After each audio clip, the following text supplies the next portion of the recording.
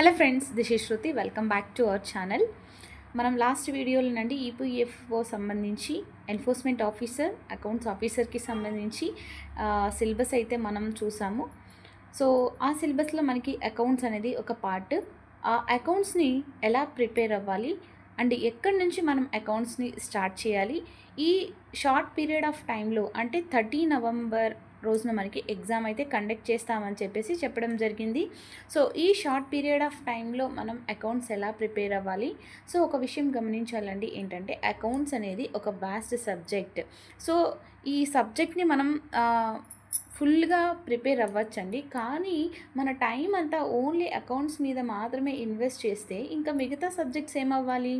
So that మనం ఒక time అంటూ దానికి అలొకేట్ చేయాలి. ఈ టైంలో మనము ఈ అకౌంట్స్ని కంప్లీట్ చేయాలి. ఇంకా రిమైనింగ్ సబ్జెక్ట్స్ ఉన్నాయి కదా, సో వాటిని కూడా ప్రిపేర్ అవ్వాలి. సో దట్ నేను ఈ వీడియోలో అకౌంట్స్లో మనకి రిపీటెడ్గా అంటే 2023లో అండ్ 23లో వచ్చినటువంటి ఈఓ లేదా ఏఓ, ఏపీఎఫ్సి, సో రెండిట్లో కూడా మనము అకౌంట్స్ క్వశ్చన్స్ ఎన్ని వచ్చాయి దాన్ని బేస్ చేసుకొని మనం ఇంపార్టెంట్ టాపిక్స్ అనేవి నేను ఇక్కడ ప్రొవైడ్ చేశానండి.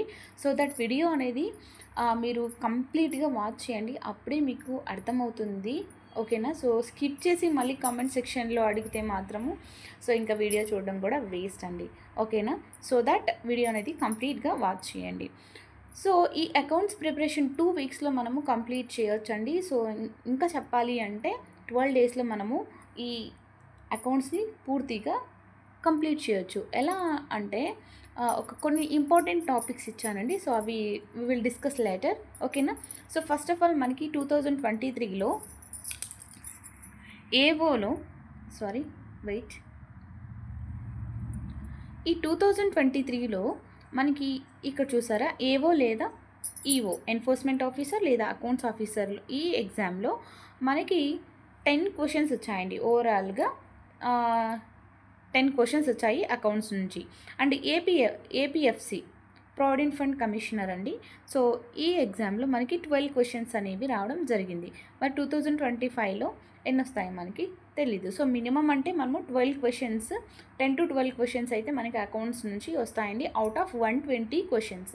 టోటల్గా మనకి ఎగ్జామ్ అనేది 120 క్వశ్చన్స్ ఉంటాయండి. Each one 2.5 marks, total 300 marks అనమాట. మనకి నెగిటివ్ మార్కింగ్ 1/3 అనేది ఉంటుంది. ఓకే, అవుట్ ఆఫ్ 120 క్వశ్చన్స్లో మనం 10 to 12 మార్క్స్ మనకి అకౌంట్స్ నుంచి వస్తాయి. ఓకేనా? సో ఒక విషయం ఏంటంటే నోట్ చేసుకోండి, అంటే ఈఓకి లేదా ఏపీఎఫ్సి, సో ఈ రెండిటికి సపరేట్గా జరిగేవండి ఎగ్జామ్స్. సో దట్ అందుకని మనం ఇక్కడ పార్టీషన్ చేసామన్నమాట. ఓకే, సో ఇప్పుడు చూడండి, అసలు ఇంకా కామర్స్ బ్యాక్గ్రౌండ్ వాళ్ళకైతే సో ఇదొక అకౌంట్స్కి సంబంధించి అడ్వాంటేజ్ అనుకోవచ్చు అనమాట. సో మరి నాన్ కామర్స్ బ్యాక్గ్రౌండ్స్ వాళ్ళు ఏం చేయాలంటే ఎక్కడి నుంచి స్టార్ట్ చేయాలో కూడా మనకి తెలీదు, అంతే కదా, అయోమయంలో ఉంటాం ఎక్కడి నుంచి స్టార్ట్ చేయాలి అని చెప్పి. అండ్ ఏ సోర్సెస్ మనం ఫాలో అవ్వాలి, ఈ సిలబస్కి సంబంధించి ఏ సోర్సెస్ ఫాలో అవ్వాలి, అండ్ ఈ అకౌంట్స్లో ఇంపార్టెంట్ టాపిక్స్ ఏంటి, ఈ టాపిక్స్ని ప్రిపేర్ అవ్వాలంటే మనకి ఎంత టైం కావాలి, ఎంత టైంలో మనము ఈ టాపిక్స్ని ప్రిపేర్ అవ్వగలం అని చెప్పేసి ఈ వీడియోలో మనము డిస్కస్ చేసుకోవడం జరుగుతుందన్నమాట. ఓకేనా? సో ఇక్కడ చూడండి, ఏవైతే ఇక్కడ నేను ప్రొవైడ్ చేశానో సో ఇవ్వండి ఓవరాల్గా మీకు ఇంపార్టెంట్ టాపిక్స్. ఈ టాపిక్స్ నుంచే మనకి ఇక్కడ నేను రౌండ్ ఆఫ్ చేస్తున్నాను కదా, ఇక్కడ అకౌంట్స్ ఆఫీసర్, ఎన్ఫోర్స్మెంట్ ఆఫీసర్స్లో ఓవరాల్గా 9 క్వశ్చన్స్ అడిగారండి. Okay, 9 questions. ఒక క్వశ్చన్ మాత్రము అంటే ఏమంటారు, ఆ ఒక్క క్వశ్చన్ మాత్రం అండి కాస్టింగ్ నుంచి అడిగారు. ఓకే, సో నేను ఏవైతే ఇక్కడ ఈ టాపిక్స్ చెప్పానో ఈ టాపిక్స్ నుంచి 9 క్వశ్చన్స్ అయితే అడగడం జరిగిందనమాట. And A subject, A post అంటే అకౌంట్స్ ఆఫీసర్ లేదా ఎన్ఫోర్స్మెంట్ ఆఫీసర్ అనమాట. And APFC, so assistant provident fund commissioner ఎగ్జామ్లో ఓవరాల్గా మనకి 12 క్వశ్చన్స్ అయితే అడగడం జరిగిందండి. ఓకే, అవుట్ ఆఫ్ 120 క్వశ్చన్స్కి 12 క్వశ్చన్స్ అయితే అడగడం జరిగిందనమాట, ఓన్లీ ఈ ఇంపార్టెంట్ టాపిక్స్లో. సో దట్ మనం కూడా ఈ ఇంపార్టెంట్ టాపిక్స్ని ప్రిపేర్ అవుతే అవుట్ ఆఫ్ 10 మనం 8 అయినా చేయగలం కదా, లేదా 9 అయినా మనం క్వశ్చన్స్ అయితే పెట్టగలం. Okay, okay, next.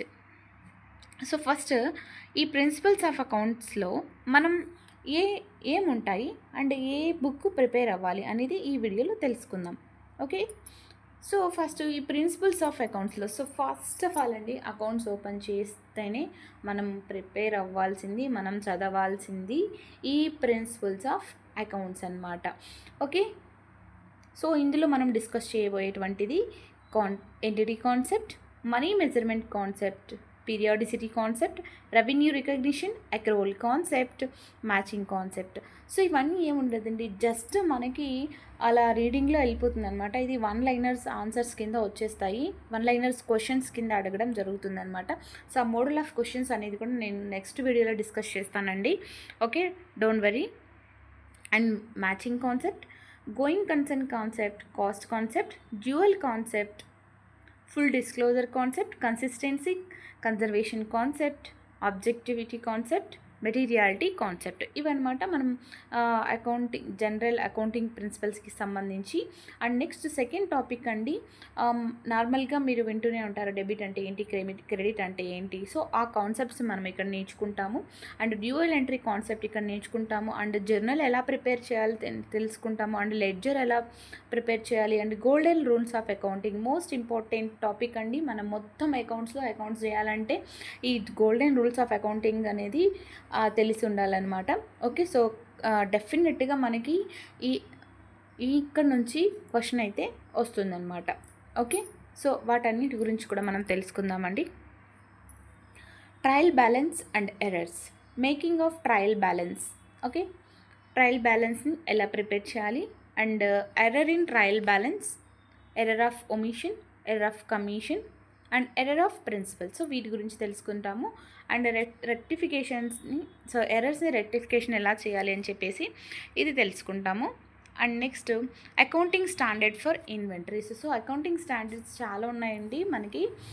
సో అందులో ఇంపార్టెంట్ అయినటువంటిది ఇన్వెంటరీ అనమాట. సో లాస్ట్ ప్రీవియస్ క్వశ్చన్ కనుక మీరు చూస్తే కనుక AS3 అకౌంటింగ్ స్టాండర్డ్ 3 అనేది దేని గురించి చెప్తుంది అని క్వశ్చన్ అడిగారండి. ఓకే, అకౌంటింగ్ స్టాండర్డ్ 2 అనేది ఏంటండి, accounting standard for inventory. Accounting standard for 3 అనేది క్యాష్ ఫ్లో స్టేట్మెంట్ అనమాట. అలా మనకి అడుగుతారు, జస్ట్ మనం అవి చూసుకున్న సరిపోతుంది. ఇక్కడ ఇది వెరీ ఇంపార్టెంట్ క్వశ్చన్ కాబట్టి AS2 కాబట్టి ఇక్కడ FIFO, LIFO, weighted average method. And FIFO first in first out, last in first out అనమాట. సో ఈ మెథడ్స్ ఏంటి, రా మెటీరియల్కి సంబంధించిన accounts, and finished good working in ప్రోగ్రెస్కి సంబంధించినటువంటి అకౌంట్స్. సో మనం ఇక్కడ లైట్గా వెళ్ళిపోతామండి, ఇన్ డెప్త్గా మనం చదవమన్నమాట. లైట్గా పైన చూసుకుంటూ వెళ్తాము. డెప్త్, చాలా డెప్త్ అంటే మనకు అవసరం లేదు. సో అది CA వాళ్ళు చదువుకుంటారు. Okay, next accounting standard for PPE, plant and property and plant and equipment అనమాట. PPE stands for property and plant and equipment. So ఇది కూడా అకౌంటింగ్ స్టాండర్డ్ అండి. Inclusion and exclusions in cost of PPE and depreciation and methods of depreciation. అందులో straight line method అంటే ఏంటి, diminishing balance method అంటే ఏంటి, units of production method. So ఓకేనా. So మొత్తంగా ఇవ్వండి. సో ఇక్కడ మీరు accounting standard for PPE and accounting standard for inventory. So వీటికి సంబంధించి సోర్సెస్ ఏంటి అంటే మనకి CA IPCC అంటే ఇంటర్ అండి. CA ఇంటర్లో మనకి వాల్యూమ్ 2లో అండి, వాల్యూమ్ 2లో మనకి accounting standard for inventory and accounting standard for PPE అని ఉంటుందండి. సో అది చదువుకుంటే సరిపోతుంది. And trial balance and errors, next journal or ledger or principles of accounts. So ఈ 3 టాపిక్స్ కూడా మీరు NCERTs చదివితే సరిపోతుందన్నమాట. ఓకే, సో ఈ NCERTs చదువుకుంటే సరిపోతుందండి. క్లాస్ 11 పార్ట్ 1 మాత్రమే. ప్రిపరేషన్ ఆఫ్ ఫినాన్షియల్ స్టేట్మెంట్స్ ఉన్నాయి కదా.